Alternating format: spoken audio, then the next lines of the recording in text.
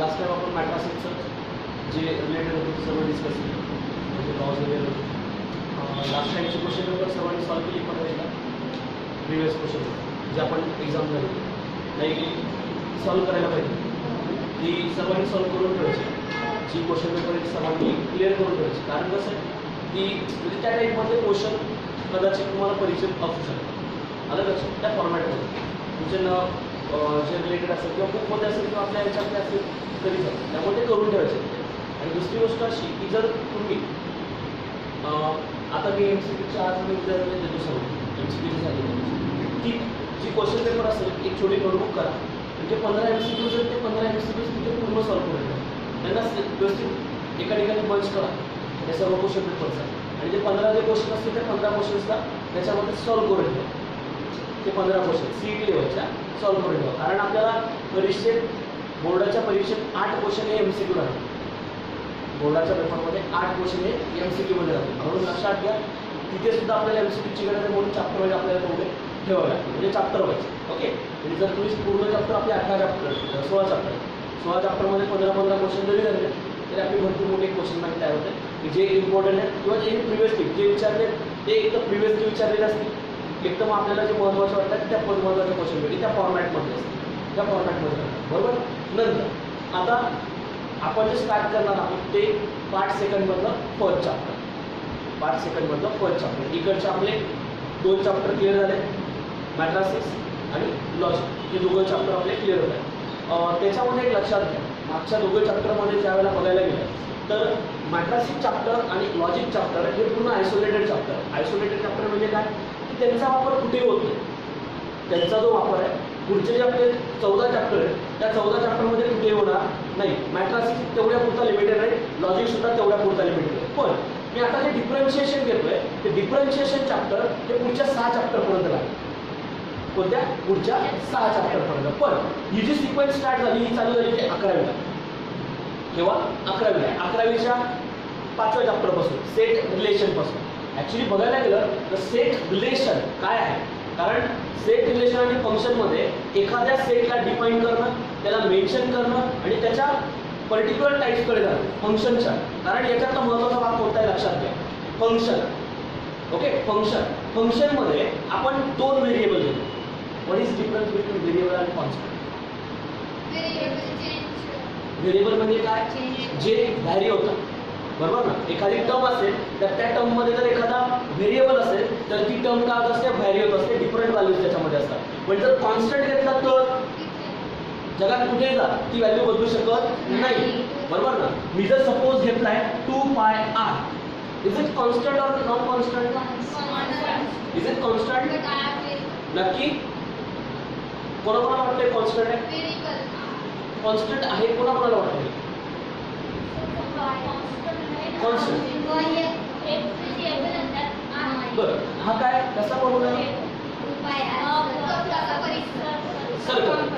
Circumference बरोबर ना.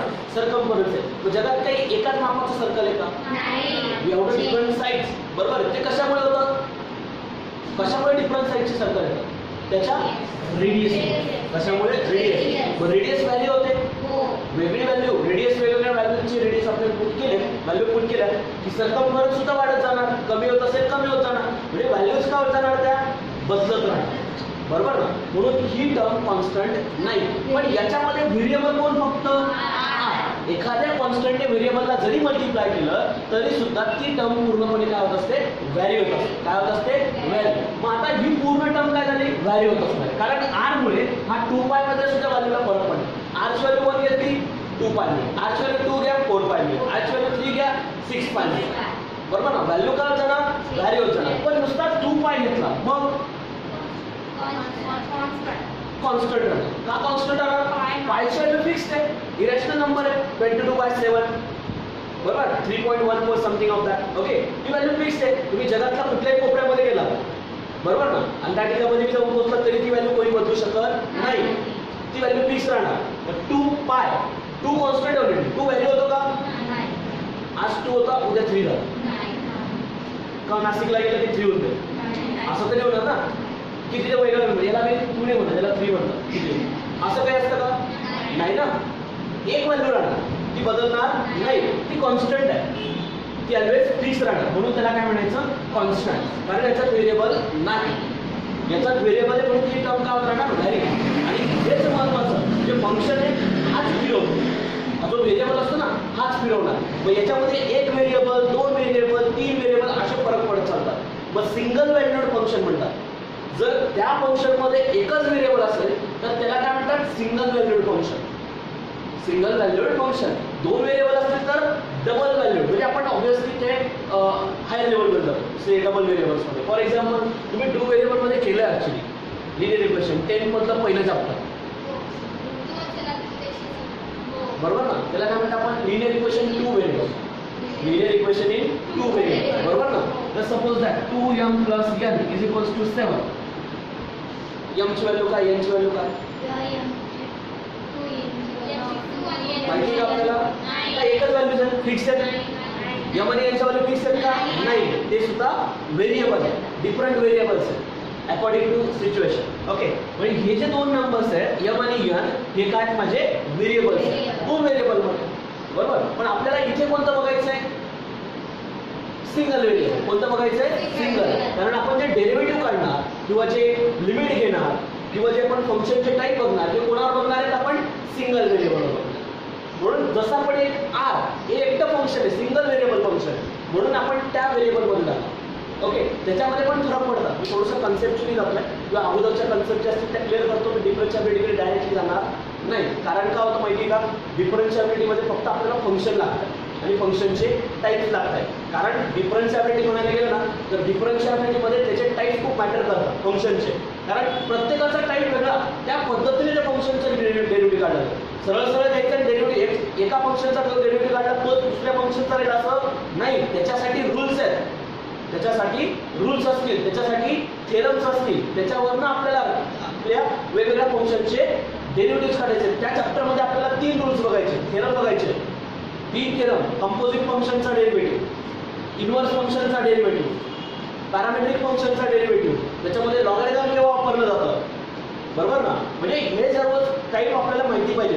त्याच्या अगोदर जे 6 ते 7 बेसिक फंक्शन आहेत त्यांचं नॉलेज आपल्याला अगोदर पाहिजे. मग ते फंक्शन म्हणजे काय हे अगोदर समजून घ्या, बरोबर ना. फंक्शन काय असतं किंवा फंक्शनमध्ये आपण एखादी व्हेरिएबल म्हणजे काय असतो दिलेलं, आपण जनरली 11th बघितलं तर y = f(x) हे माझं फंक्शन आहे, y = f(x) माझं फंक्शन आहे. त्याच्यात किती व्हेरिएबल आहेत माझे 3 व्हेरिएबल, कोणते कोणते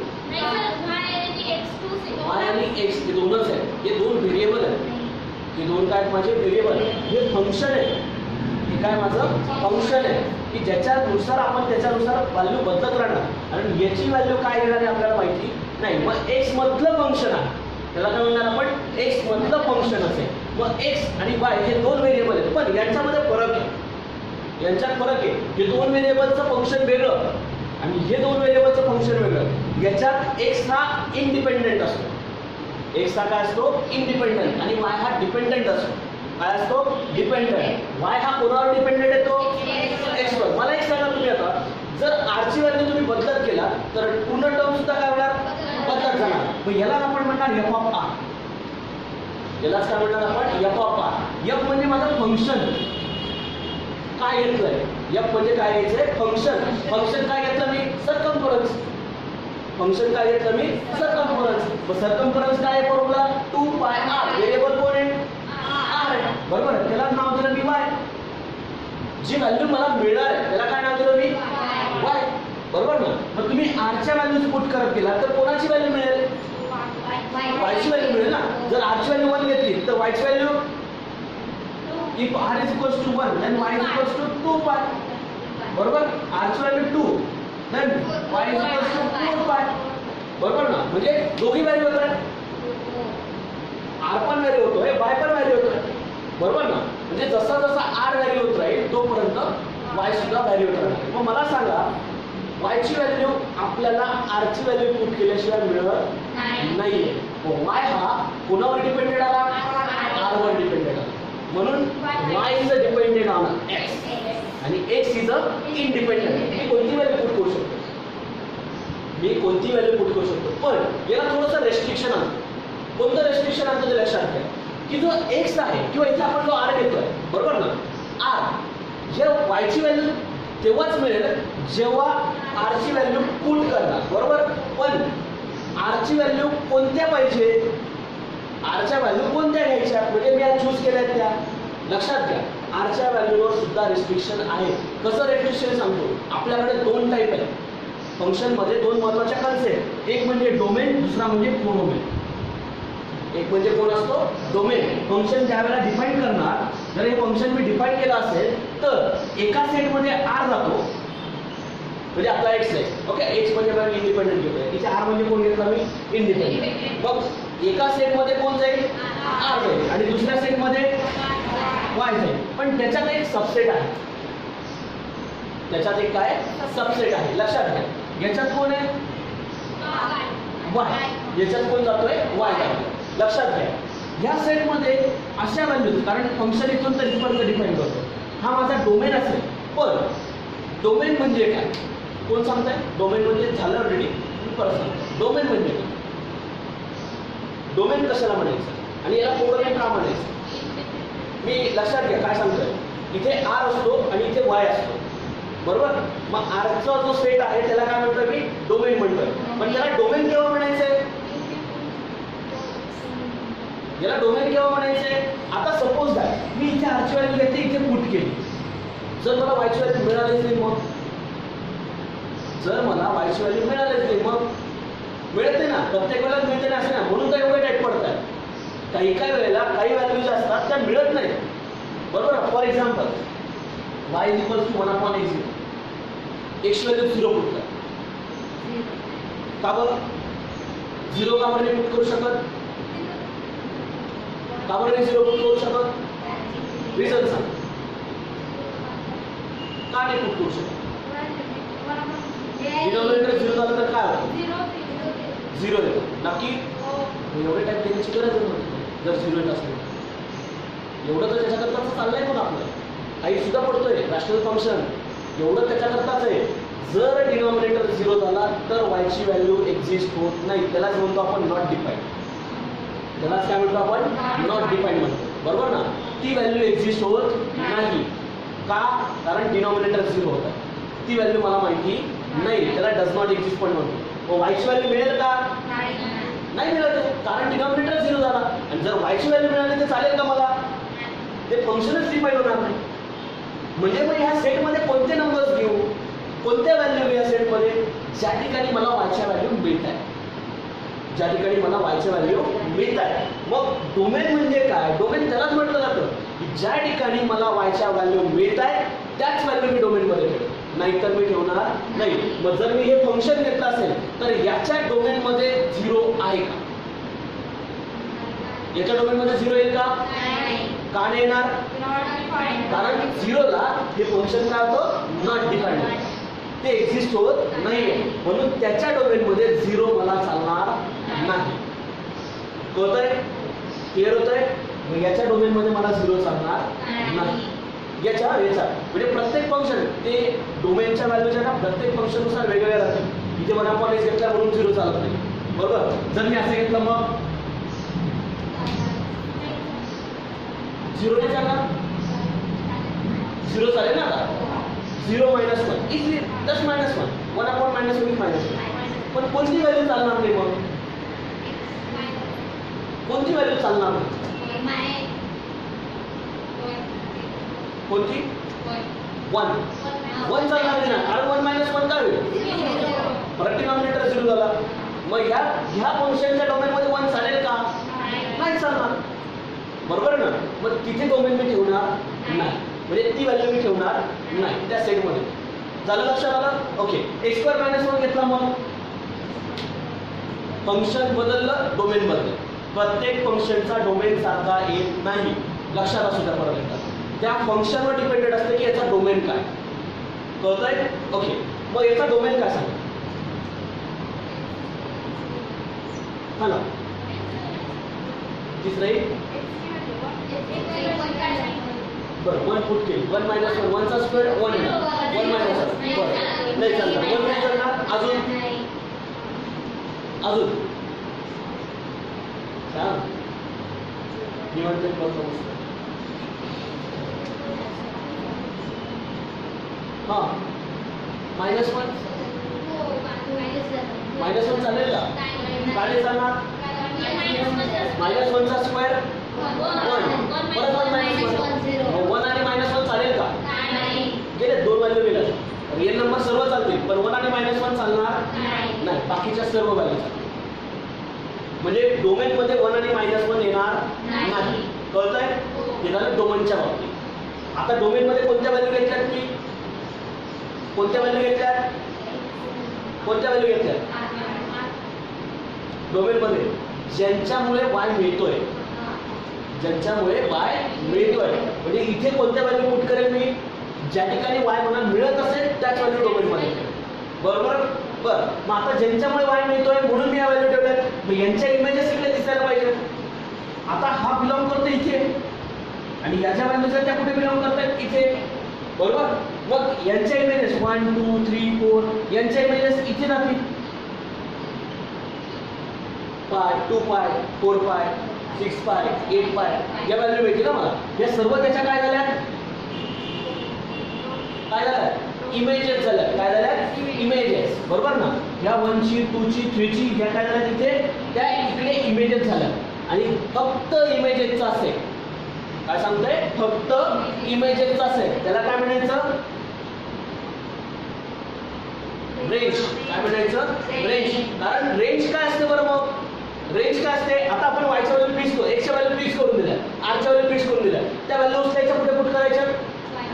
फंक्शन मध्ये. म्हणजे वायची व्हॅल्यू मिळतील. मग ज्या वायच्या व्हॅल्यू मिळत आहेत त्या वायच्या व्हॅल्यू ह्या पर्टिक्युलर बाउंड्रीच्या मध्ये जातील. पर्टिक्युलर बाउंड्रीच्या मध्ये. त्या बाउंड्रीच्या बाहेर जाणार नाही. जास्तीत जास्त मोठी बाउंड्री कोणती? कोडोमेनची. मोठी बाउंड्री कोणती असेल? कोडोमेनची. त्याच्या बाहेर तुम्ही क्षेत्र नाही. बरोबर? त्याच्यापेक्षा लहान एक बाउंड्री. बरोबर? वायच्या ज्या मला व्हॅल्यू मिळतील त्या त्या बाउंड्रीच्या बाहेर मिळणार नाही. वायच्या व्हॅल्यू जास्तीत जास्त त्याच्या रेंजमध्ये जाणार, रेंजच्या बाहेर जाणार नाही. कोडोमेन फक्त नावाला आहे. कोडोमेन फक्त नावाला आहे. का नावाला आहे? कारण त्याचा सबसेट माझी रेंज आहे. Range is a subset of codomain. आणि अजून एक फंक्शनचा टाईप म्हणजे असा की रेंज आणि कोडोमेन म्हणजे जी बाउंड्री, जी रेंजची जी बाउंड्री आहे ती इक्वल टू कोडोमेन येते जेव्हा ते फंक्शन 1 आणि ऑन टू असेल. ऑन टू असेल तर एक टाईप आहे तो सांगेल नंतर. ऑन टू असेल तर लक्षात होता फक्त फंक्शन ऑन टू असलं तर रेंज आणि कोडोमेन काय येतात? इक्वल येतात. त्याच्याशिवाय नाही. Onto function 1 1 many 1 into आणि ऑन टू हे 4 पर्टिक्युलर टाईप्स आहेत. त्या 4 मधला शेवटचा टाईप जो असतो तो म्हणजे ऑन टू. जेव्हा ऑन टू असेल म्हणजे काय की जसं आपण इकडनं इमेजेस बघतोय तसं इकडच्या सर्वांना इकडे प्री इमेजेस असतात. जसं आपण इकडनं इकडे इमेज बघतो ना तसं इकडनं ज्या वेळेला इकडे बघतो त्यावेळेला त्याला काय म्हणतात? Pre images. इथे 2 पायची प्री इमेज 1 आहे. बरोबर ना? 1 पुट केलं तेव्हा 2 पाय मिळाला ना मला. म्हणून 2 पायची प्री इमेज 4 पायची प्री इमेज 6 पायची प्री इमेज त्या प्री इमेजेस येते. म्हणजे कोडोमेन मधून कोणाकडे बघायचं? डोमेनकडे. तेव्हा मला काय मिळणार? Pre images. काय मिळणार? Pre images. आणि जर मला प्री इमेजेस एक्झिस्ट होत आहे बरोबर प्री इमेजेस, पण प्री इमेजेस कशा एक्झिस्ट होतात हे महत्वाचं. बरोबर ना? मग ह्या पूर्ण सेट मधल्या एलिमेंटला प्री इमेज आहे का? पूर्ण सेट मध्ये जर असेल तर रेंज आणि कोडोमेन काय ना सारखं. कारण प्रत्येक इकडनं काही ना काहीतरी इमेज असेल ना सर्व एलिमेंटला तेव्हाच प्री इमेज बघणार आपण. हे डोक्यात ठेवा. झालं? डोमेन कळतोय? बरोबर? मग इंडिपेंडंट व्हेरिएबल कुठे जातो? इंडिपेंडंट व्हेरिएबल म्हणजे कोण? एक्स. मग एक्स कुठे बिलॉंग करतो? एक्स कुठे बिलॉंग करेल? मग एक्स डोमेन मध्ये. कुठे जाईल? डोमेन मध्ये. आणि डिपेंडंट वाय इकडे जाईल. बरोबर? इकडच्या एलिमेंट्सला इकडे काय मिळणार मला? इमेज. झालं हे? हे झालं फंक्शन. हे फंक्शन काय आहे? हेच तर आहे मग function from a to b. It just look like function from हा ए घेतला हा बी घेतला तर हा ए डोमेन असतो बी कोडोमेन असतो आणि हे फंक्शन असं काहीतरी डिफाईन केलं जातं. याचे 7 महत्त्वाचे टाईप्स लक्षात ठेवा. 7 महत्त्वाचे टाईप्समध्ये पहिलं जे येतं ते म्हणजे कॉन्स्टंट फंक्शन. काय येतं? कॉन्स्टंट. कॉन्स्टंट फंक्शन म्हणजे काय? तुम्ही एक्सची व्हॅल्यू काही पुट केली तर ते व्हॅल्यू होत नाही. बरोबर ना, त्याला काय म्हणायचं, कॉन्स्टंट. पहिलं स्टँडर्ड सांगते 6 ते 7 स्टँडर्ड शेवटपर्यंत जे मी चॅप्टर 6-7 चॅप्टर जोपर्यंत घेते तोपर्यंत तो तुम्हाला सोडणार नाही, हे लक्षात ठेवा. पहिलं कोणतं, कॉन्स्टंट. दुसरं that's algebraic. Algebraic function. Algebraic म्हणजे काय, अल्जेब्राइक किंवा polynomial. For example linear, quadratic. झाले का क्वाड्रॅटिक इक्वेशन झाले, क्वाड्रॅटिक झाले ना. ते क्वाड्रॅटिक इक्वेशन म्हणजे पॉलिनॉमियल, बरोबर ना. मराठीत त्याला बहुपदी म्हणतात. झालंय बहुपदी, एक रेषीय, बरोबर ना. म्हणजे आपण त्या फॉर्ममध्ये पॉवर जर वाढत गेली तर आपण लिनियर, क्वाड्रॅटिक, क्युबिक आणि पॉवर n पर्यंत गेली तर त्याला आपण polynomial. That's what we call a polynomial. पण इन अ सिंगल व्हेरिएबल त्याला पॉलिनॉमियल म्हणतो. म्हणजे अल्जेब्राइक म्हणा फक्त एक्स व्हेरिएबल मध्ये, बरोबर ना. आता ट्रिग्नोमेट्री मध्ये आणि पॉलिनॉमियल मध्ये फरक आहे, बरोबर ना. तिथे अँगल असतो तर इकडे व्हेरिएबल असतो, बरोबर, फरक आहे. म्हणून ते अल्जेब्राइक कॉन्स्टंट. दुसरं अल्जेब्राइक. तिसरं रॅशनल. तिसरं कोणतं फंक्शन, रॅशनल. आपल्या मॅथमॅटिक्समध्ये सगळ्यात जास्त कॅल्क्युलेटचे टाईप हे फक्त याच्यामुळे होते, या रॅशनलमुळे. कारण दोन फंक्शनची डिव्हिजन असते. रॅशनल म्हणजे काय, दोन फंक्शनची डिव्हिजन. जर मी दोन फंक्शनची डिव्हिजन घेतली तर त्याला सॉल्व्ह करण्यासाठी, त्याचं लिमिट काढण्यासाठी, त्याचा डेरिव्हेटिव्ह काढण्यासाठी, त्याचं कंटिन्युटी चेक करण्यासाठी आपल्याला त्याचे टाईप पडत असतात.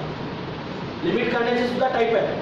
लिमिट काढण्याचे टाईप कोणते कोणते, एक डायरेक्ट मेथड आहे, एक रॅशनलायझेशन आहे, एक सबस्टिट्यूशन आहे, एक ट्रिग्नोमेट्रीचं वेगळं आहे, एक लॉगॅरिथम आहे. हे सर्व आपल्या लिमिट काढण्याच्या मेथड्स आहेत. फॅक्टरायझेशन आहे पूर्ण. हे फक्त कोणाकरता, रॅशनल फंक्शन करता. सगळ्यात त्रास आहे रॅशनल फंक्शन. कारण एवढं सर्व काही फक्त त्याच्यामुळे होतं, हे लक्षात घ्या, रॅशनल फंक्शन. आणि रॅशनल फंक्शन हे कोणत्याही दोन फंक्शनचं एकत्र कॉम्बिनेशन असू शकतं.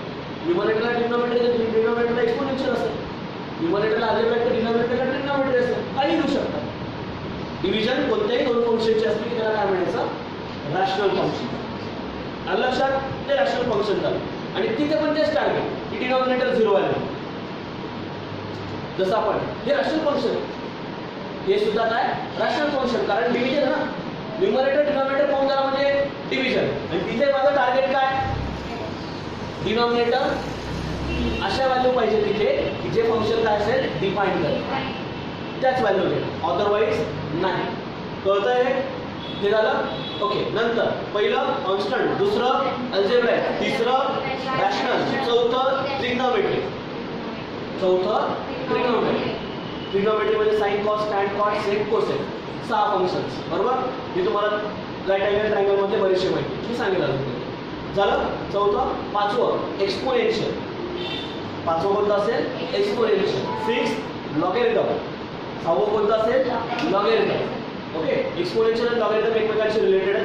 एक्सपोनेन्शियलवरून लॉगॅरिथम आणलं तर लॉगॅरिथमवरून एक्सपोनेन्शियल आणलं तर दोघं इंटर रिलेटेड आहे. आणि 7व्या नंबरचं इनव्हर्स फंक्शन. कोणतं, इनव्हर्स फंक्शन. मग ते 7 फंक्शन, हे 7 फंक्शन तुम्हाला शेवटपर्यंत सोडणार नाही. आणि इथेही आपल्याला इनव्हर्स फंक्शन झाले. मी 7वं फंक्शन सांगितलं आहे. या चॅप्टरमध्ये डिफरन्शियल ॲबिलिटीमध्ये आपल्याला एक इनव्हर्स फंक्शनचा थेरम घ्यायचा आहे. मी जे 3 थेरम सांगितले आहेत का, पहिला जनरल, दुसरा इनव्हर्स फंक्शनचा डेरिव्हेटिव्ह, तो एक. 6 ट्रिग्नोमेट्रिक फंक्शनचे इनव्हर्सेस मला काढायचे आहेत.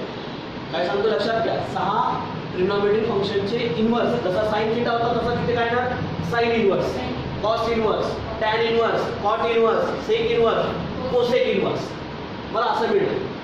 हे 6 फंक्शनचं इनव्हर्स काढायचे. आणि लास्ट टाइम आपण काय डिस्कस केलं की फंक्शनमध्ये व्हेरिएबल मेन्शन करताना कसा व्हेरिएबल असतो. व्हेरिएबल म्हणजे काय, कॉन्स्टंट म्हणजे काय, व्हेरिएबलमधली व्हॅल्यू जी असते ती कशा पद्धतीने व्हॅरी होत असते, बरोबर ना. व्हेरिएबलमधली जी व्हॅल्यू असते कशी व्हॅरी होत असते.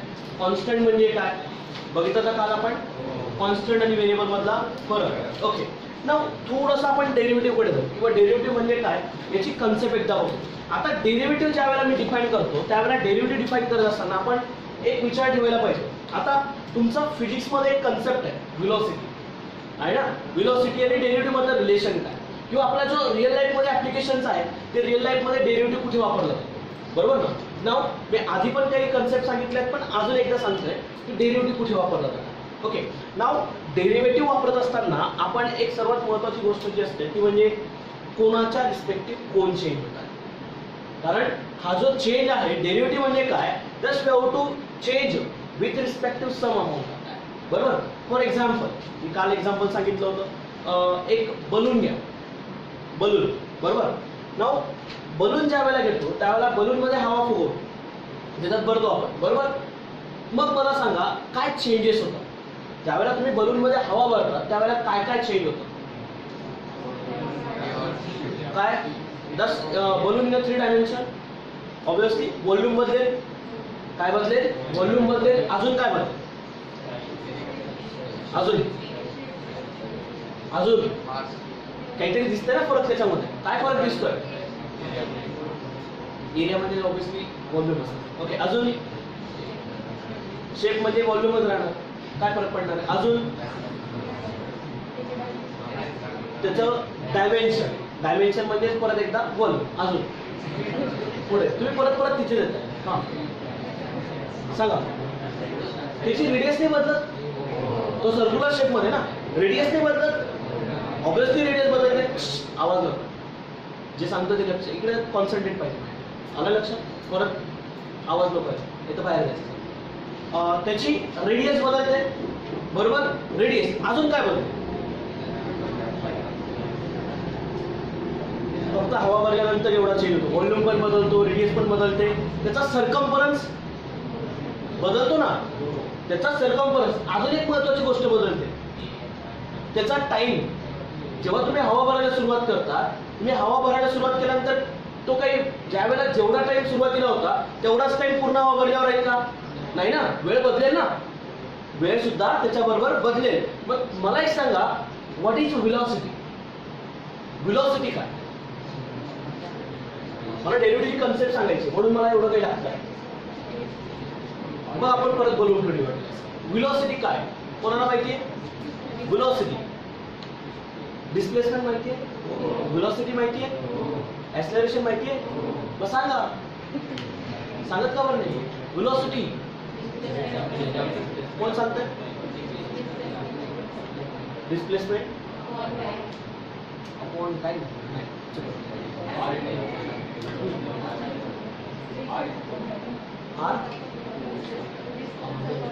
मला कन्सेप्ट पाहिजे, व्हेलॉसिटीची कन्सेप्ट पाहिजे. त्याच मला फॉर्म्युला असेल. हा फॉर्म्युला नाहीये, हा फॉर्म्युला नाहीये. लक्षात घ्या. मी फॉर्म्युलाने विचारते की व्हेलॉसिटी काय असतं. व्हेलॉसिटी म्हणजे डिस्प्लेसमेंटचं, व्हेलॉसिटीचं आणि ऍक्सेलरेशनचं काय रिलेशन आहे मी हे विचारतो. बरोबर ना. मग काय रिलेशन आहे सांगा. जर डिस्प्लेसमेंट दिलेलं असेल तर व्हेलॉसिटी काय? The rate of change of displacement with respective time is called velocity. आहे का? नक्की. बर. नंतर the rate of change of velocity with respective time is called acceleration. बरोबर. मग हेच तर विचारतोय ना मी. पण rate of change of time, rate of change, what is a rate? काय रेट? रेट काय तुम्ही असं लिहिता. जर एक्स हे डिस्प्लेसमेंट घेतला असेल dx by dt म्हणजे कोण? Velocity. The rate of change of x with respective time. बरोबर ना. फॉर एक्झाम्पल गाडीवर बसलो आणि गाडी चालूच केली नाही, जागेवर बसून नाही, चालेल का? आणि मला नाक्यापर्यंत जायचं, चालेल का? नाही. तसं चालणार नाहीये. बरोबर ना. मग मी काय करेल? Just have to start vehicle and then going through that. त्या रस्त्याने मी जाईल. बरोबर. मग मला सांगा, मी व्हेलॉसिटी ज्यावेळेला डिफाईन करत असेल त्यावेळेला द डिस्प्लेसमेंट एका जागेवरून जी व्हेकल रोटेट व्हायला सुरुवात होते तर दुसऱ्या पोझिशन पर्यंत जाते. बरोबर. म्हणजे त्या व्हेकलचं काय झालं? ते डिस्प्लेसमेंट झालं एका ठिकाणाहून दुसरीकडे. पण कितीच्या स्पीडने जातं, कसं स्पीडने सरकताय. मग त्यावेळेला आपल्याला काय बघायचंय? कारण मी काही स्पीड काही सारखाच ठेवेल का? मी सायकलीवर पण जाऊ शकतो. सायकलीने वेगळं असेल, मोटरसायकलीने वेगळं असेल, फोर व्हीलरने वेगळं असेल. बरोबर ना. वेगवेगळा राहणार आहे. मग तो टाइम मॅटर करतो. मग मला किती वेळ लागला नाक्यापर्यंत पोहोचायला? सायकलीने किती वेळ लागेल, मोटरसायकलने किती वेळ लागेल? म्हणजे काय, इथून ज्या वेळेला मी सुरुवात करेल त्यावेळेला कितपर्यंत जाऊन पोहोचताना विथ रिस्पेक्टिव्ह टाइम मला बघावं लागेल. The displacement with respective time is called the velocity. जे माझं डिस्प्लेसमेंट होतं वेळेनुसार, त्या वेळेनुसार होणारे डिस्प्लेसमेंट म्हणजे माझं velocity. The displacement with respect to time, displacement with respect to time. जर t इज इक्वल्स टू 0 असेल, जर t इज इक्वल्स टू 0 असेल तर डिस्प्लेसमेंट किती? 0 राहील नक्की. बघा बरं, डिस्प्लेसमेंट नक्की 0 राहील, बरोबर. नक्की. जर मी आता जसा जसा वेळ पुढे सरकत जाईल, then obviously displacement will be change, then velocity will be with respect to time will be change. म्हणजे displacement with respect to time काय होत जाणार आहे? बदल होत जाणार, चेंज होत जाणार आहे, बरोबर. हाच चेंज मला पाहिजे. कोणाच्या रिस्पेक्टिव्हली कोण बदलत आहे, कोणाच्या रिस्पेक्टिव्हली कोण बदलत आहे. मग ज्यावेळेला मी बलून मध्ये हवा भरायला सुरुवात केली, त्याच्याबरोबर व्हॉल्यूम बरोबर कोण कोण चेंज होत आहे? त्याची रेडियस. मग मी असं घेतलं चालेल का? dv/dr. व्हॉल्यूमच्या रिस्पेक्टिव्हली रेडियस बदलते, व्हॉल्यूमच्या रिस्पेक्टिव्हली रेडियस बदलते. नंतर मी असं पण घेतलं चालेल ना, सपोज टाइम पण घेतला तरी चालेल, dv/dt. Volume with respect to time, volume with respect to time असा पण चालेल, बरोबर. Volume with respect to circumference पण चालेल, किंवा circumference with respect to time पण चालेल, radius with respect to time पण चालेल. कारण जो चेंज होतोय तो चेंज कोणाच्या रिस्पेक्टिव्ह होतोय हा सगळ्यात महत्वाचा भाग. त्यालाच तर आपण काय म्हणणार? डेरिव्हेटिव्ह म्हणणार, बरोबर ना. ज्यावेळेला मी एक्स वाय ऍक्सिस घेतो त्यावेळेला एक्स वाय ऍक्सिस मध्ये जर मी एखादा ग्राफ ड्रॉ केला असेल, तर मी सपोज हा ग्राफ मध्ये एक्स म्हणजे टी घेतला असेल, एक्स ऍक्सिस वर टाइम, एक्स ऍक्सिस वर काय घेतला मी? टाइम घेतला. आता इथे obviously 0 t is equals to 0, बरोबर. t इज इक्वल्स टू 0 घेतला त्यावेळेला माझा डिस्प्लेसमेंट इथपर्यंत आलं होतं. t इज इक्वल्स टू 1 घेतला त्यावेळेला डिस्प्लेसमेंट इथे होतं, बरोबर ना. नंतर 1 घेतला त्यावेळेला डिस्प्लेसमेंट इथे राहणार, बरोबर ना. म्हणजे टाइम जसा जसा पुढे सरकतोय तसा तसा माझा ग्राफ पण सरकतोय, बरोबर ना. मग कोणाची व्हॅल्यू बदलते? y ची व्हॅल्यू बदलते, बरोबर ना. मग असा सरकत जातो त्यावेळेला y ची व्हॅल्यूज काय जाणार? बदलत जाणार with respect to time. Time तर चेंज होणारच, टाइम काय थांबू नये का? नाही. टाइम जर सुरुवात झालं डिस्प्लेसमेंटला तर ते टाइम थांबून राहणार नाही. टाइम कंटिन्युअसली काय होत जाणार? चेंज होत जाणार. आणि मग टायमिंग नुसार तो ग्राफ सुद्धा काय होत जाणार? बदलत जाणार, बरोबर ना. नाव कधी कधी टायमिंग 0 असतो आणि वेलोसिटी खूप जोरात, म्हणजे वेलोसिटी विल बी मॅक्सिमम. एखादा एक्झाम्पल सांगा बरं. t is equals to 0 then velocity will be maximum. एखादा एक्झाम्पल सांगा बरं. बंदुकीची गोळी, बंदुकीची गोळी ज्यावेळेला मी शूट करतो त्यावेळेला त्याची वेलोसिटी कशी असते? कशी असते? मॅक्सिमम असते. तेव्हा टाइम किती असतो? 0 असतो. टाइम किती असणार? 0. पण वेळेनुसार जर suppose t is equals to 0 आहे इथे, तर वेलोसिटी विल बी मॅक्सिमम, बरोबर. Velocity maximum. जसा जसा टाइम पुढे सरकत जाईल, टाइम पुढे सरकत जाईल विथ रिस्पेक्ट टू चेंज होत जाईल, तसं जसं त्याची वेलोसिटी कशी होत जाईल? कमी कमी. आणि फायनली अशी एक स्टेज येईल किती काय होईल? पडेल. फायनली अशी एक वेळ असेल किती काय होणार? पडणार, बरोबर ना. म्हणजे टाइम जसा जसा पुढे सरकत जाईल ती बंदुकीची गोळी कशी होत जाणार? खाली पडणार एक वेळ आल्यानंतर, बरोबर ना. म्हणजे काही काही वेळेला मॅक्सिमम वेलोसिटी असणार t इज इक्वल्स टू. म्हणजे एक लक्षात घ्या की आपण जो चेंज घेतोय, डेरिव्हेटिव्ह घेतोय, तो डेरिव्हेटिव्ह सुद्धा हाच एक ग्राफ आहे की कोणाच्या रिस्पेक्टिव्ह कोण बदलतात. Just we have to y will be change with respective time. आपण चेंज घेतोय. मग हे लक्षात घ्या की डेरिव्हेटिव्ह हा एक कन्सेप्ट कशा पद्धतीने घेतला जाईल, त्याला रिअल लाईफ सिच्युएशन मध्ये कसं वापरलं जाईल. बट डेरिव्हेटिव्ह आपण ज्या वेळेला 11th मध्ये फाइंड आउट केला होता त्याच्यासाठी पहिली जी कन्सेप्ट होती ती म्हणजे माझं फर्स्ट प्रिन्सिपल. कोणतं? First principle. मग फर्स्ट प्रिन्सिपल ज्यावेळेला आपण डिराईव्ह करतो, पण एक लक्षात घ्या डेरिव्हेटिव्ह म्हणजे लिमिटची एक कन्सेप्ट आहे, लिमिटची एक कन्सेप्ट आहे. लिमिट शिवाय डेरिव्हेटिव्ह करता येत नाही. आपण 11th मध्ये बघितलं होतं की ज्यावेळेला फर्स्ट प्रिन्सिपल वापरला त्यावेळेला ते लिमिट एक्झिस्ट झालं, त्या टाईपचं लिमिट एक्झिस्ट झालं. मी जर तुम्हाला सांगितलं की साइनचा डेरिव्हेटिव्ह काढा, साइनचा डेरिव्हेटिव्ह काढा, तर त्या फॉर्म मधलं लिमिट माझं एक्झिस्ट झालं तर त्याचा डेरिव्हेटिव्ह मला मिळणार, बरोबर. मग डेरिव्हेटिव्ह फर्स्ट प्रिन्सिपल काय सांगताय?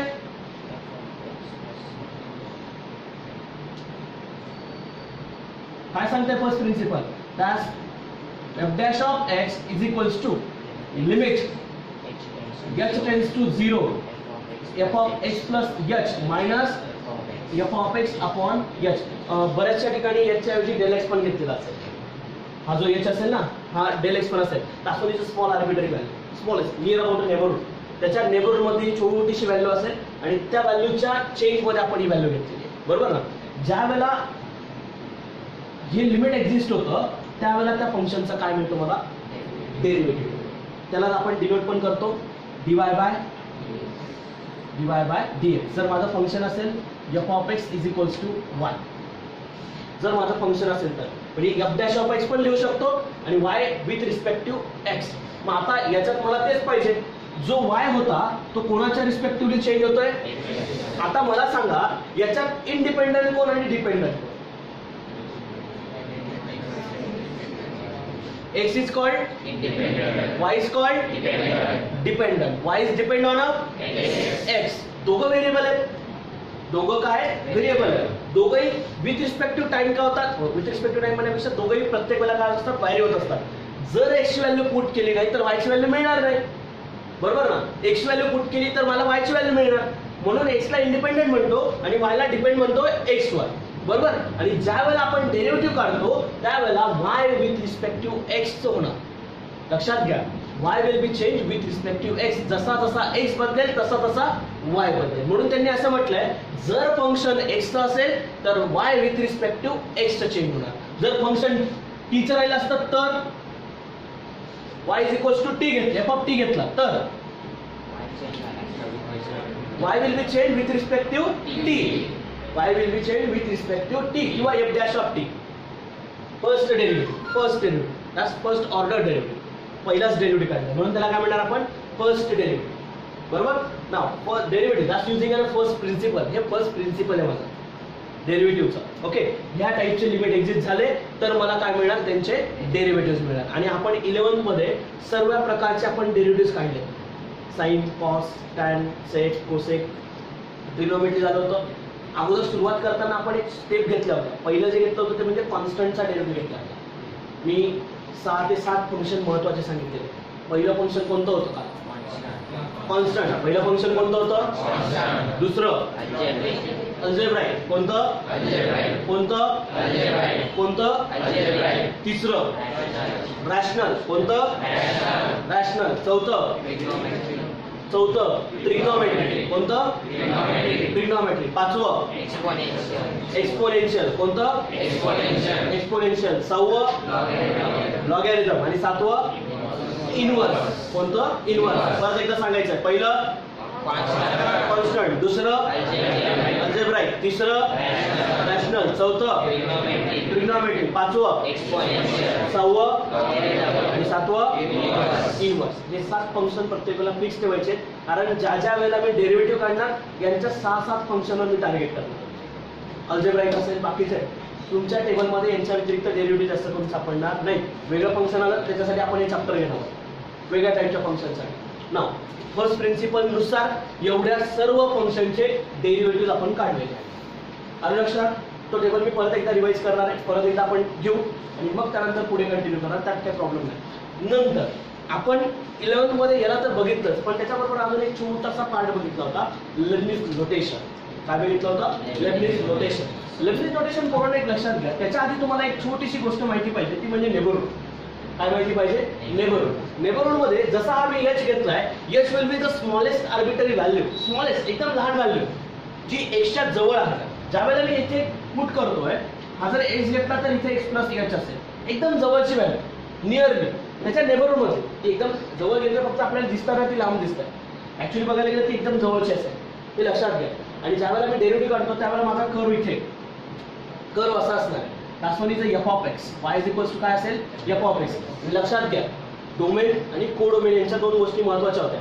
जी एक्स ची व्हॅल्यू घेतो ती एक्स ची व्हॅल्यू कोणावर बिलॉंग करत असते, एक्स ऍक्सिसवर. कोणावर, एक्स ऍक्सिस. कारण एक्स ऍक्सिस वरच्या ज्या व्हॅल्यूज असतात त्या माझ्या डोमेन मधल्या व्हॅल्यू असतात. कुठल्या व्हॅल्यू असतात, डोमेन मधल्या. आणि डोमेन मध्ये आपण असे कोणतेच पॉईंट घेत नाही की ज्या ठिकाणी मला वाय मिळत नाही. डोमेन मध्ये अशा व्हॅल्यू घेतो की ज्या ठिकाणी मला वाय ची व्हॅल्यू मिळते. ऑलवेज रिमेंबर, काय डोमेन मध्ये कोणत्या व्हॅल्यू असतात, वाय ची व्हॅल्यू मला मिळत असेल अशाच व्हॅल्यू डोमेन मध्ये असतात. मग मला सांगा याच्यावर एक्सच्या व्हॅल्यू कोणत्या व्हॅल्यू असतील, एक्स ऍक्सिस वर, की ज्या ठिकाणी मला वायच्या व्हॅल्यू मिळते. वाय कुठे आहे, वाय ऍक्सिस वर. कुठे आहे, वाय ऍक्सिस वर. मला वाय ऍक्सिस वर मला वाय मिळायला पाहिजे, बरोबर. एक्स व्हॅल्यू इथून उचलली, फंक्शन मध्ये पुट केली की मला वाय वरची व्हॅल्यू मिळेल. मग इथे component x comma F of x, बरोबर ना. प्रत्येक वेळेला कॉम्पोनंट एक्स व्हॅल्यू पुट करा, वायची व्हॅल्यू मिळाली की पेअर मिळेल, एक्स कॉमा वाय, बरोबर. मग इथे हा एक्स कॉमा वाय असेल, परत अजून पुढे सरकत गेले की x comma y, x comma y, x comma y, अशा वेगवेगळ्या व्हॅल्यूज मला त्या ठिकाणी मिळतात. बरोबर. मग हा ग्राफ काय होतो, आपण त्या पॉईंटला जॉईन केला की ग्राफ म्हणतो. बरोबर. मग ज्यावेळेला हा ग्राफ मिळतो त्यावेळेला हा एक जो पॉईंट आहे आणि हा एक पॉईंट आहे, त्याच्या वेळेला आपण जो चेंज घेणार. बरोबर. नाव एक आपण इथे एक पॉईंट ड्रॉप जॉईन करून दिले कर्वची. याला मी एक व्हर्टायसिस नाव दिलेलं आहे, त्या दोघांना मी जॉईन करून दिलं. ओके. नाव ज्यावेळेला मी याची इमेज कोणावर दिसणार, वाय. म्हणजे ही कोणती इमेज असेल, एफ ऑफ एक्स. याची इमेज काय असेल, f of x plus h. Okay. Now using an formula of slope between two points, लाईनचा स्लोप. बरोबर. y2 minus y1 upon x2 minus x1. That slope in relation between a derivative will be closed. Derivative of the given function is the slope of the tangent. तो काय मिळतो आपल्याला, त्या लाईनच्या स्लोपचा, त्या टँजंटचा slope मला मिळत असतो, म्हणजे त्या लाईनीचा स्लोप मिळणार. बरोबर ना. नाव तुम्ही जर डिफाईन केला असेल तर कसं बघा, याचे coordinate x, f of x मिळेल, म्हणजेच y. ठीक आहे, काय हरकत. हा काय असेल, x plus H comma F of x plus H. Pair, he pair आहे. बरोबर. मग ही पेअर लक्षात घ्या, यांच्या दोघांमध्ये मला या लाईनीचा स्लोप काढायचा आहे. तो काय असेल बरं, y2 minus y1 म्हणजेच काय, f of x plus h minus f of x upon x plus h minus x. Plus minus x get cancel. Then f of x plus h minus f of x divided by h. टास्कनीचं rate measure, याला आपण rate major पण म्हणू शकतो, किंवा याची जी value असते टास्कनीचं small change, आपण याला लिमिट अप्लाय केलेलं नाही, याला लिमिट अप्लाय अजून केलेलं नाही. यालाच म्हटलं जातं del y upon del x. यालाच काय म्हटलं जाणार, del y upon del x. आणि हा जो del y upon del x ला म्हणजे ऍक्च्युली बघायला गेलं ना, तर आपण इथे याच्या ऐवजी काय घेऊ शकतो, del x. H will be also small difference, del x is also small difference. दोघांमध्ये काहीही फरक नाहीये, तोच आहे. छोटासा चेंज आहे, करस्पॉन्डिंग चेंज आहे. लक्षात घ्या. याचा मिनिंग काय होतो, y will be change corresponding to x. y will be change corresponding to x. जसा जसा x बदलेल तसा तसा y बदलेल. म्हणजे del y upon del x means काय, the small increment in y corresponding to the small increment in x. लक्षात घ्या काय सांगतोय, del y upon del x काय, del y upon del x काय del y, the small change in y. Del y ची value सांगतोय, काय सांगतोय, डेल y म्हणजे काय, the small change in y. Small change in y.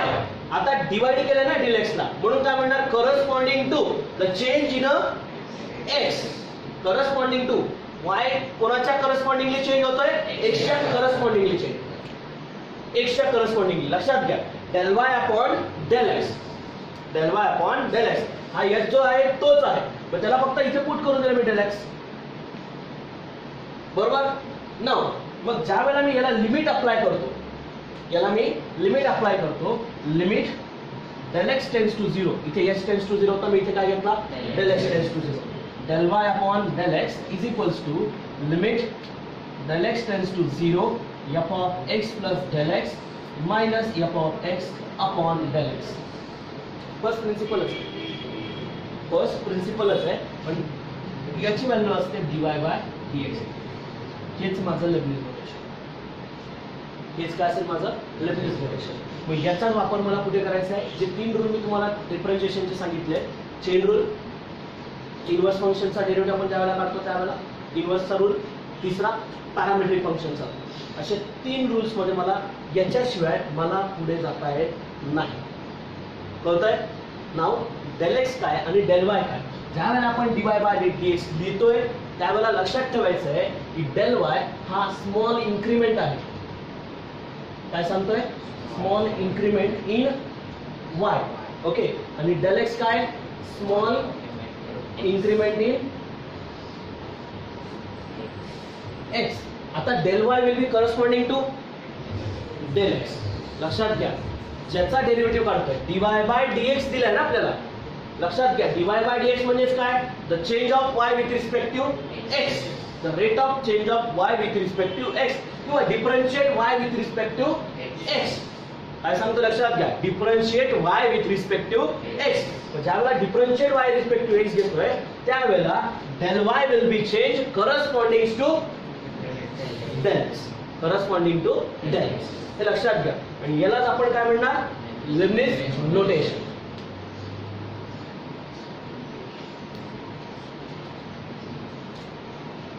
लक्षात घ्या काय सांगतोय. ज्यावेळेला आपण या पद्धतीचं एक्झाम्पल मध्ये एक्झॅक्टली वापरणार त्या वेळेला आपण डोक्यात फक्त फिक्स करायचं आहे की ह्या टाईपचे रूल्स आपल्याला माहिती असायला पाहिजे. एक छोटासाच पार्ट आहे, जास्त नाहीये. रूल्स मध्ये जास्त करून आपल्याला याचा वापर नाही, एकदम छोटासा पार्ट आहे, पण त्याच्याबद्दल RHS एक्झिस्ट होऊन जातं. कारण एखाद्या फंक्शनचा डेरिव्हेटिव्ह एक्झिस्ट होतोय म्हणजे ते फंक्शन काय झालं, डिफरन्शिएबल झालं. काय झालं, डिफरन्शिएबल झालं. बरोबर ना, लक्षात घ्या. दिलेल्या फंक्शनचा डेरिव्हेटिव्ह एक्झिस्ट झाला म्हणून त्याला काय म्हणायचं, फंक्शन इज डिफरन्शिएबल. काय म्हणणार, डिफरन्शिएबल. म्हणून लक्षात असू द्या की एखाद्या फंक्शनचा डेरिव्हेटिव्ह एक्झिस्ट झाल्यानंतर आपल्याला त्यावेळेला लेबनिझ नोटेशन सुद्धा एक्झिस्ट होतंय हे आपल्याला मिळत असते. आणि RHS साइड LHS साइडला आपल्याला या कन्सेप्ट वापरायच्या. जर LHS एक्झिस्ट होत असेल तर RHS पण एक्झिस्ट व्हायला पाहिजे. आणि जर according to Leibniz notation exist होत असेल तर मला पटकन आन्सर मिळेल. हे लक्षात घ्या. करस्पॉन्डिंग कोण कोणाच्या आहे हे आपल्याला त्या थेरम्स मध्ये काय करायचं आहे, वापरायचं आहे. पण डेरिव्हेटिव्ह जर तुम्हाला अगोदर काढायचे असतील तर अगोदर 11चा जो छोटासा पार्ट आहे, जास्त मोठा नाहीये, फर्स्ट प्रिन्सिपल डेरिव्हेटिव्ह कसे आले हे जर बघायचं असेल तर त्याच्यात सर्व एक्झाम्पल आपण घेतले किंवा आपण जे एक्झाम्पल डिवाइड केलेले आहेत किंवा आपण त्या एक्झाम्पल नुसार आपण डेरिव्हेटिव्ह जे काढले तिथे आपण बघू शकतो. याचा डेरिव्हेटिव्ह हा येतो, त्याचा डेरिव्हेटिव्ह तो येणार, हा याच्यानंतर फर्स्ट प्रिन्सिपलने रिड्यूस केला. त्याच्यामध्ये कॉम्प्लिकेशन कसं असतं माहिती का, त्याच्यासाठी आपण ट्रिग्नोमेट्री ज्या वेळेला काढत असतो त्यावेळेला ट्रिग्नोमेट्रीचे फॉर्म्युले वापरतो. ठीक आहे. नंतर इंडायसेस रूल वापरले. नंतर आपण जे रेग्युलर फॉर्म्युले होते a+b a-b यांच्या फॉर्म्युल्यांचा वापर केला. मग तिथे त्या फॉर्म्युल्यांचा वापर करून फक्त तिथे काय करावं लागतं, रिड्यूस करावं लागतं. नंतर मग आपण तो टेबल तयार करतो जो तुम्हाला लिहायला लावला ना मी, तो टेबल येतो. आणि मग त्यानंतर डायरेक्टली वापरतो. इथून पुढे आपल्याला तो काही परत काढायचा नाही. फर्स्ट प्रिन्सिपल काय आता इथे वापरायचं नाही आपल्याला डायरेक्ट डेरिव्हेटिव्ह घ्यायचा आहे. जो टेबल 11ला आपण शिकलोय डेरिव्हेटिव्ह कसा काढायचा आणि त्याचा ऍक्च्युअली वापर आपल्याला इथे करायचा आहे, इथे. आणि मग तो टेबल फक्त आपल्याला महत्वाचा. ओके. पण त्याच्या 4 रूल महत्वाचे होते दिल्यावर. म्हणजे तो that's what is called algebra. त्याला आपण इझिली म्हणतो अल्जेब्रा. अल्जेब्रा म्हटलं तर काय, ऍडिशन, सबट्रॅक्शन, मल्टिप्लिकेशन, डिव्हिजन. चालेल.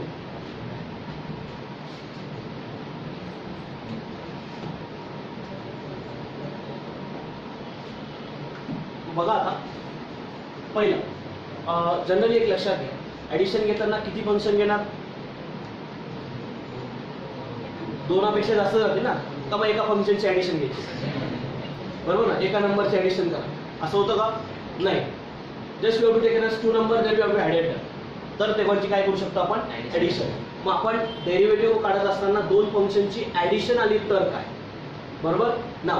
जर सपोज माझ्याकडे u हे एक्सचं फंक्शन आहे, u हे कोणाचं फंक्शन घेतलं, एक्सचं. नंतर दुसरं v सुद्धा एक्सचं फंक्शन असेल, ओके, दोघं पण u आणि v कोणाचे फंक्शन घेतले, तर पहिला रूल काय सांगतोय, जर y = u + v असेल तर मला सांगा याच्यामध्ये जी RHS आहे ती फक्त x मध्ये आहे का, RHS जी आहे ती फक्त कशात आहे, x मध्ये आहे. लक्षात घ्या, पूर्ण टर्म y ची पॉवर ही ऑलवेज 1 असणार. y ची पॉवर काय असेल, 1 असणार. आणि याच्यामध्ये जर आपण ऑब्झर्व केलं तर u हे x चं फंक्शन आहे, v सुद्धा x चं फंक्शन आहे. तर differentiate with respect to y with respect to x. का बरं एक्सच केलं, एक्सच का बरं केलं, कारण u हे x चं फंक्शन आहे, v हे x चं फंक्शन आहे, बरोबर. आणि दोघांमध्ये काय ऍडिशन आहे. तर मला फक्त एवढंच प्रूव्ह करायचं आहे की त्यांच्या दोघांची जर ऍडिशन असेल तर u चा डेरिव्हेटिव्ह वेगळा निघतो, v चा डेरिव्हेटिव्ह वेगळा निघतो.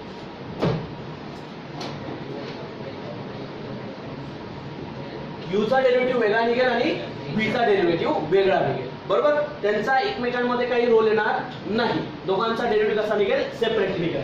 ज्यावेळेला मी y ला with respect to x change केलं म्हणजे डिफरन्शिएट केलं, त्यावेळेला मला असं मिळालं dy/dx. कारण y हे कोणाचं फंक्शन तयार होतंय, x चं. कारण u हे x चं फंक्शन आहे, v हे x चं फंक्शन आहे, तर पूर्ण RHS साइड ही x चं फंक्शन आहे. म्हणून y हे सुद्धा कोणाचं फंक्शन यायला पाहिजे, x चं फंक्शन यायला पाहिजे. बरोबर. मग dy by dx equals to du by dx, u चा डेरिव्हेटिव्ह वेगळा निघेल plus dv by dx. That's what is the rule, addition rule. बरोबर. सबट्रॅक्शन पण सेम. जर y is equals to u minus v असेल तर डिफरन्शिएट केलं y with respect to x, then dy by dx is equals to du by dx minus dv by dx. हा सबट्रॅक्शनचा. पण हे दोघं खूप सोपे आहेत, सरळ सरळ वापरून आपण इझिली कन्वर्ट करू शकतो. पण जे पुढचे दोन आहेत त्यांना इझिली कन्वर्ट करता येत नाही, म्हणून लक्षात घ्या. परत परत वाचा अभ्यास, कारण त्याच्यामध्ये आपल्याला कशा पद्धतीने अप्लाय करायचं ते लक्षात घ्या. जर y is equals to u into v आहे, u इंटू v, बरोबर ना. जर u ला मी फर्स्ट फंक्शन म्हटलं, v ला मी सेकंड फंक्शन म्हटलं, तर बघा differentiate y with respect to x, then dy by dx. इकडच्या बाजूला dy बाय dx आहे, कायम कधी कोणी बदलणार नाही, तो कायम फिक्स राहणार. इक्वल्स टू काय याचा रूल सांगा. का बरं असं केलं लक्षात घ्या. जर दोन फंक्शनचा प्रॉडक्ट आला असेल तर एकाला फिक्स ठेवायचं, दुसऱ्याचा डेरिव्हेटिव्ह करायचा. बरोबर. मी काय करतो, u ला फिक्स ठेवतो, आधी v चा डेरिव्हेटिव्ह करतो. लक्षात घ्या काय सांगतो, u ला फिक्स ठेवायचं, u ला काहीच करायचं नाही, u ला ॲज इट इज ठेवायचं. First function as it is into derivative of second function. बरोबर झालं. सेकंड फंक्शनचा डेरिव्हेटिव्ह निघाला. आता सेकंडला ॲज इट इज ठेवायचं, पहिल्याचा डेरिव्हेटिव्ह करायचा. काय सांगतोय, v into du by dx. लक्षात घ्या. First function as it is derivative of second function plus second function as it is derivative of first function. जर suppose y is equals to u into v into w असेल तर काय, मग तीन फंक्शनचा product आला. इथे दोनच होत आहे, इथे तीन आहे. मग काय करायचं, एकाचा डेरिव्हेटिव्ह काढायचा. दोन ॲज इट इज ठेवा, एकाचा डेरिव्हेटिव्ह काढा. मग मी काय करतो, dy by dx equals to u आणि v ॲज इट इज, दोघं ॲज इट इज ठेवले ना, आणि कोणाचा डेरिव्हेटिव्ह काढला, w चा. That's dw by dx plus. आता दुसऱ्यांदा उरलेल्या दोनला ठेवा, बरोबर ना. मग u w into dv by dx. बरोबर. पहिल्याला तिसऱ्याला ॲज इट इज ठेवलं, दुसऱ्याचा डेरिव्हेटिव्ह काढला. आता तिसऱ्यामध्ये v w into dv by dx. लक्षात घ्या, दोन फंक्शनचा प्रॉडक्ट ज्या वेळेला आपण त्यांचा डेरिव्हेटिव्ह देत असतो त्यावेळेला first function as it is derivative of second function plus second function as it is derivative of first function. आणि तीन आले तर या पद्धतीने. That's what is a sub case of that. याची सब केस असेल. लक्षात येत आहे. आता division y is equals to u upon v. लक्षात घ्या. नाव मग याच्यामध्ये डिफरन्शिएट केलं परत एकदा. Differentiate y with respect to x. Differentiate y with respect to x. Again, y is a function of x. Then dy by dx is equals to. सांगा. थोडासा level त्याची चेंज होऊन जात आहे. That's v into du by dx minus u into dv by dx minus we have taken as derivative upon v square. हा त्याचा rule असेल. परत एकदा वाचून सांगायचं. बघा, y is equals to u upon v असेल तर डेरिव्हेटिव्ह dy बाय dx काय येतो, u इंटू सांगा v into du by dx minus u into dv by dx upon v square. पहिल्यापासून सांगायचं क्लिअर काय. y is equals to then dy by dx is equals to okay. y is equals to u minus v असेल तर differentiate y with respect to x. काय येईल derivative,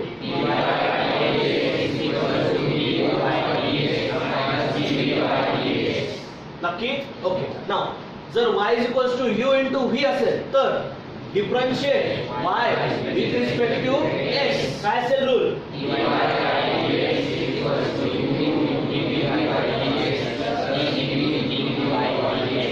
जत्रेत पटकन नीट सांगा, सांगा पटकन परत.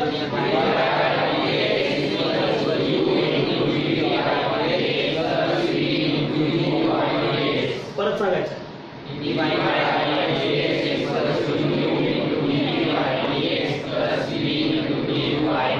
परत सांगायचं. मला अजून कॉन्टेशन नाही भेटलं. पटकन.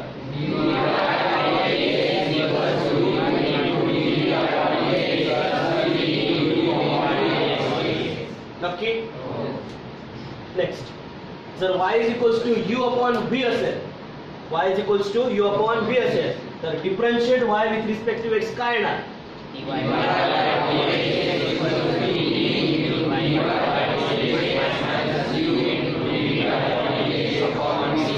परत सांगायचं.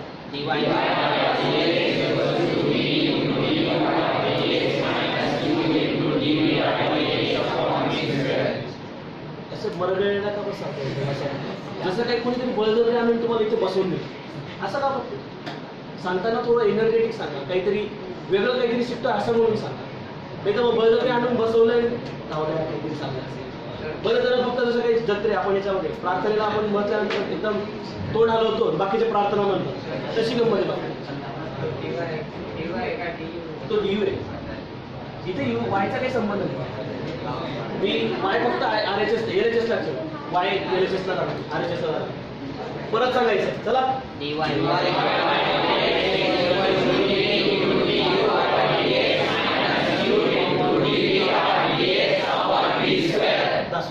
ओके, कळतंय? हे आपले 4 रूल. 4 रूल आपल्याला महत्वाचे आहेत. 4 रूल्स मधला आपल्याला डेरिव्हेटिव्ह काढता आला पाहिजे.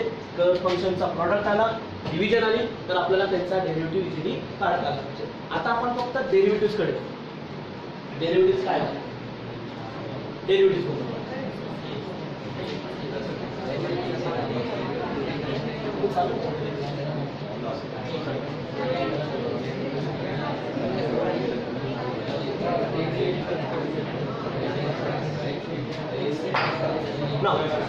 मी एक टेबल करतोय. आपण सुरुवात करू कॉन्स्टंट फंक्शन पासून. जे जे आपले झाले आहेत ना, मी ते फक्त एकदा घेतो आणि मग बाकीच्यांचा डेरिव्हेटिव्ह कसा असतो किंवा डेरिव्हेटिव्ह कसा काढला गेला, ओके, ते मी फक्त एकदा सांगतो. नाव एका बाजूला मी फंक्शन घेतो.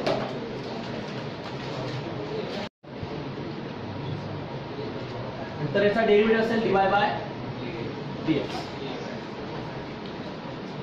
ओके, फर्स्ट फंक्शन मी लिहितो कॉन्स्टंट. कॉन्स्टंटचा डेरिव्हेटिव्ह 0. ओके, नेक्स्ट x चा डेरिव्हेटिव्ह. x चा डेरिव्हेटिव्ह टेबल लिहायला लावला होता ना सर्वांना, लिहिलाय का? कोणी कोणी लिहिलेलं नाहीये? लिहिलेलं का नाही? लिहिलेला नाही असं कोण कोण? नोटबुक पाहिजे बरं का मला प्रॉब्लेम, आणि मला रूल्स सोबत पाहिजे ऑलवेज. ते रूल्स, ती नोटबुक करायला हवी, ती नोटबुक मला पाहिजे. आलं लक्षात? ओके, नाव लिहिलेलं असेल त्यांनी इथं बघून व्यवस्थित लिहून घ्या. वाटलं ज्यांनी लिहिलेलं असेल तो लागणार आहे म्हणून सांगतो. नाव x चा डेरिव्हेटिव्ह 1 काढलाय. नंतर x2 चा derivative 2x. x raise to n चा derivative n into x raise to n minus 1. बरोबर. नाव रूट x चा डेरिव्हेटिव्ह 1 अपॉन 2 रूट x. बरोबर. नाव third root of x 1 upon 3 third root of x. ना लक्षात घ्या, थर्ड रूट ऑफ x म्हणतो. नाव एक लक्षात घ्या, मी एक डेरिव्हेटिव्ह काढलाय dy by dx of x raise to n. x raise to n इकडे लक्ष द्यायचं 2 मिनिटं. मी अल्जेब्रिक फंक्शनचे अगोदर डेरिव्हेटिव्ह काढतोय. हे सर्व माझे कॉन्स्टंट झालं, हे अल्जेब्रिक फंक्शनचे डेरिव्हेटिव्ह. मी टप्प्याटप्प्याने अल्जेब्रिक असेल, ट्रिग्नोमेट्री असेल, नंतर एक्सपोनेन्शियल असेल, लॉगॅरिथम असेल, यांच्या सर्वांचे मी डेरिव्हेटिव्ह तुम्हाला टप्प्याटप्प्याने काढून दाखवतो. कारण मला एक्झॅक्टली त्यांचा वापर करायचा आहे. कोणाचा डेरिव्हेटिव्ह काय आहे हे आपल्याला माहिती पाहिजे, म्हणून मी तुम्हाला सांगतो. किंवा अशा टाईपचे जर पॉवरचे फंक्शन आले, तर पॉवरमध्ये जर कॉन्स्टंट असेल तर आपल्याला ह्या रूलचा वापर करता येतो. एक्स रेज टू एनचा हा महत्त्वाचा आहे. कारण मी 1, 2 आणि 3 हे जे रूल डेरिव्हेटिव्ह काढले फक्त याच्यानुसार काढले. दुसरं काय? एक्स रेज टू एनचा derivative n into x raise to n minus 1. Thus derivative of x raised to n is with respect to x equal to n into x raised to n minus 1. जर x square put केला तर derivative of x square काय आला पाहिजे? n किती इथे 2. मग इथे फक्त यांची व्हॅल्यू पुट करून द्या. काय 2 × x⁻² - किती येणार 2 × बरोबर. इथपर्यंत क्लिअर आहे. Okay. Now d/dx derivative of x⁻³ काय डेरिव्हेटिव्ह येणार 3x². बरोबर ना. 3 - 1 विल बी 2. ओके. जर मी d/dx घेतला √x तर पॉवर किती आहे? पॉवर किती आहे 1/2. किती आहे पॉवर 1/2. देन सांगा ना डेरिव्हेटिव्ह बरं ठीक आहे असं लिहूया चालेल. √x म्हणजे हाच power is 1/2. That's one is a radical म्हणजे फ्रॅक्शन पॉवर. बरोबर 1/2 x⁻n. n किती आहे मग सांगा याच्यात पुट करा ना फक्त 1/2 × x⁻1/2 - 1 n × x⁻n - 1. बरोबर. नाव मग याला सॉल्व्ह केलं 1/2 × x⁻². क्रॉस मल्टिप्लिकेशन करा -1/2. बरोबर. पण पॉवर निगेटिव्ह त्याला परत डिनॉमिनेटरला आणलं म्हणजे लिहिताना असेल ते चालेल का 1/2 × x⁻1/2. x⁻1/2 म्हणजेच कोण परत √x. बघा बरं डेरिव्हेटिव्ह तो झालाय. ओके. मग याचा पण तसंच काढा. याची पॉवर किती आहे 1/3. नक्की 1/3. Third root that's x⁻1/3. चला डेरिव्हेटिव्ह सांगा बरं याचा. याची व्हॅल्यू थर्ड रूट म्हटलाय लक्षात घ्या. सांगा पटकन 1/3 × x⁻2 1/3 - 1 then 1/3 × x⁻2 cross multiplication 1 - 3/3 1 - 3 याला परत डिनॉमिनेटरला घेऊन 1/3 × x⁻2 2/1. बरोबर. Derivative that's 1/3 × x⁻2 2/3. बरोबर इथपर्यंत. ओके. नाव पुढे इथपर्यंत झालं तर अजून कोणता डेरिव्हेटिव्ह काढला होता याच्यात अल्जेब्रिक मध्ये आपण लिहिलेल्यापैकी मला 1/√x 1/√x कसा काढणार 1/√x चा डेरिव्हेटिव्ह त्याला वरती नेणार पॉवर किती याची 1. त्याला वरती नेताना पॉवर काय होईल निगेटिव्ह. म्हणजे आपल्याला डेरिव्हेटिव्ह काढायचा आहे कोणाचा x⁻1/2. कोणाचा काढायचा आहे x⁻1/2. फंक्शन दोघं द्यायचं बरं का x⁻1/2 आणि 1/√x दोघं द्यायचे. फक्त एवढंच आहे की त्याला लिहिताना आपण वरती पॉवर घेऊन घेऊ म्हणून. तर चला डेरिव्हेटिव्ह सांगा परत एकदा ह्याच फॉर्मने -1/2 × x⁻2 -1/2 क्रॉस मल्टिप्लिकेशन -3/2 that's -1/2 × -3/2. परत त्याला डिनॉमिनेटरला घेऊन या म्हणजे काय -1/2 × x⁻2 that's डेरिव्हेटिव्ह -1/2 × x⁻2. ठीक आहे. चला इथपर्यंत हे अल्जेब्रिक फंक्शनचे डेरिव्हेटिव्ह होतं. मी सर्व डिटेल्स मध्ये लिहून देतोय कारण आपल्याला यायला पाहिजे. कळतंय. अजून याच्यात कोणते डेरिव्हेटिव्ह घेतला अजून आपण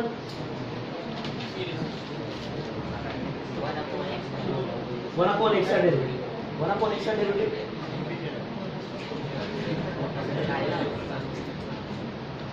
हा अजून तोच आहे x⁻2 1/x चा सांग चला तू सांग x⁻2 अजून बरोबर ना सांग 1/x² की -1/x². that's -1/x 1/x तोच रूट पर सेम. अजून अल्जेब्रिक मध्ये अजून कोणी वेगळे लिहिले का अल्जेब्रिक मध्ये अजून काही एवढा वेगळे हा अजून इथपर्यंतच आहे. ट्रिग्नोमेट्री जाऊ. चला मग ट्रिग्नोमेट्री सांगा sin x cos x derivative is cos x. Okay cos x minus sin x tan x sec x. Okay एका बाजूला परत फंक्शन. ओके नंतर cot x minus cos x². Okay sec x into okay नंतर cosec x minus cosec x into minus cosec x into cot x. बरोबर इथपर्यंत हे 6 trigonometry function आणि लक्षात घ्या हे 6 ट्रिग्नॉमेट्री फंक्शनचे डेरिव्हेटिव्ह मी काढले, पण अजून आपल्याला शिकायचे 6 इनव्हर्स ट्रिग्नॉमेट्री फंक्शनचे डेरिव्हेटिव्ह. जो आपला रूल आहे तो रूल झाल्यानंतरची गोष्ट आहे, या चॅप्टर मध्ये होणार 12वीला, बरोबर. नंतर पुढचे log x to the base e चा डेरिव्हेटिव्ह. लॉग एक्स चा derivative 1/x, that's log x to the base a चा डेरिव्हेटिव्ह 1/x इंटू कुठे घेऊ, मल्टिप्लाय करू, लॉग एक्स खालीच घेऊ. नक्की हाचे डेरिव्हेटिव्ह जशी बघा मला येते म्हणून तुम्हाला विचारतो. सांगा पटापट. पुढे ई रेस टू एक्स, पुढे ई रेस टू एक्स चा derivative e raise to x, a raise to x a raise to x into log, बरोबर. त्याचा बेस ई चा आहे, बरोबर. पुढे एवढंच आहे. अजून सांगा तुम्हाला अजून कोणते कोणते माहिती तुम्हाला ते सांगा. चला पटकन. हे तर कॉमन आहे. मी अल्जेब्रा घेतले, ट्रिग्नॉमेट्री घेतले, लॉगरिथम घेतलेत, एक्सपोनेन्शियल घेतलेत. अजून हा साइन वेट त्याला मी अजून त्याच्याकडे जायचं वेळ ते कंपोजिशन मध्ये, कारण आपला पहिला रूल झाल्याशिवाय मला त्याच्याकडे जाता येणार, कारण तो जो रूल सांगितलाय तो आपला कंपोजिशन मध्ये. ओके, हे इथपर्यंत क्लिअर आहे. ओके, मला 2x चा डेरिव्हेटिव्ह सांगा बरं. 2x चा डेरिव्हेटिव्ह 2x चा डेरिव्हेटिव्ह कोणत्या फॉर्मॅट मध्ये बसतोय? अल्जेब्रा किती आहे? कोणत्या फॉर्मॅट मध्ये बसतोय? x ना. डेरिव्हेटिव्ह सांगा डायरेक्ट. याच्या जागी फक्त काय घ्यायचा? 2. The derivative of 2x 2x into, बरोबर ना. त्याचा वापर करा फक्त. याच्या जागी काय पुट केलं मी? फक्त 2. 5x चा डेरिव्हेटिव्ह 5x इंटू log 5, बरोबर. log x चा derivative fix, log x to the base a चा डेरिव्हेटिव्ह फिक्स आहे. सर्व आपले फिक्स डेरिव्हेटिव्ह. आलं लक्षात? याच्यात कोणाला काही डाऊट आतापर्यंत जे झालंय त्याच्यात कोणाला काही डाऊट आहे असेल तर क्लिअर करत राहा. कारण कसं आहे, इथे क्लिअर झालं तर बेटर आहे. पुढे गेल्यानंतर आपल्याला खूप प्रॉब्लेम्स येतील नाही तर. हा जर टेबल क्लिअर नसेल तर आपल्याला पुढे काहीही जमणार नाही. मी अजून पण सांगतोय, याचे प्रत्येक डेरिव्हेटिव्ह आपल्याला माहिती पाहिजे. माझ्याबरोबर परत एकदा सांगायचे तुम्हाला. k चा डेरिव्हेटिव्ह, कॉन्स्टंटचा डेरिव्हेटिव्ह 0, x चा डेरिव्हेटिव्ह 1, x स्क्वेअर चा derivative 2x, x raise to n चा डेरिव्हेटिव्ह 1. परत सांगा. रूट x चा derivative 1, third root of x चा डेरिव्हेटिव्ह 1 अपॉन रूट x चा डेरिव्हेटिव्ह. परत सांगा. परत सांगायचं. परत सांगायचं. -1 upon 2 into x raise to 3/5. Next 1 upon x चा डेरिव्हेटिव्ह, sin x चा डेरिव्हेटिव्ह, cos x चा डेरिव्हेटिव्ह, tan x चा डेरिव्हेटिव्ह, cot x चा डेरिव्हेटिव्ह, sec x चा डेरिव्हेटिव्ह, cosec x चा डेरिव्हेटिव्ह, log x चा derivative, log x to the base a चा derivative, e raise to x चा derivative, a raise to x चा derivative. नक्की. Okay, आणि इथून पुढे जागा अजून मोकळी ठेवायची. इथून पुढे जेवढा स्पेस ठेवता आला तेवढा स्पेस ठेवा. मिनिमम एक पेजचा तरी ठेवा. आलं लक्षात? याच्यानंतर कारण आपल्याला अजून जवळपास 10 ते 12 डेरिव्हेटिव्ह घ्यायचे याच्यात. आलं लक्षात? 10 ते 12 डेरिव्हेटिव्ह कळत आहे? नक्की. ठीक आहे, बाकीचं आपण उद्या कंटिन्यू.